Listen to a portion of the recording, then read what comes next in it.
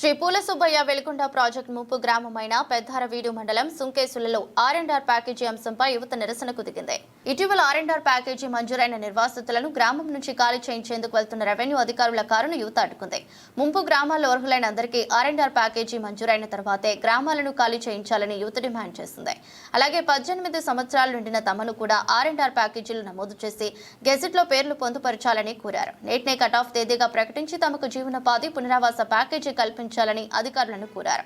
Veligonda project నిర్మాణం కోసం తమ ఆస్తులు, ఇల్లు, పూర్వీకుల జ్ఞాపకాలను వదులుకుని నిర్వాసితులుగా మారుతున్నామని యువత ఆవేదన వ్యక్తం చేసింది. తమకు న్యాయం చేయకుండా గ్రామాలను ఖాళీ చేయించే ప్రయత్నం చేస్తే సహించేది లేదని స్పష్టం చేసింది. రెవెన్యూ అధికారుల వాహనం ముందు బైఠాయించిన యువత తమ డిమాండ్లను వెంటనే పరిష్కరించాలని నినాదాలు చేశారు. అర్హులైన ప్రతి నిర్వాసితుడికి న్యాయం జరిగేలా అధికారులు చర్యలు తీసుకోవాలని కోరారు.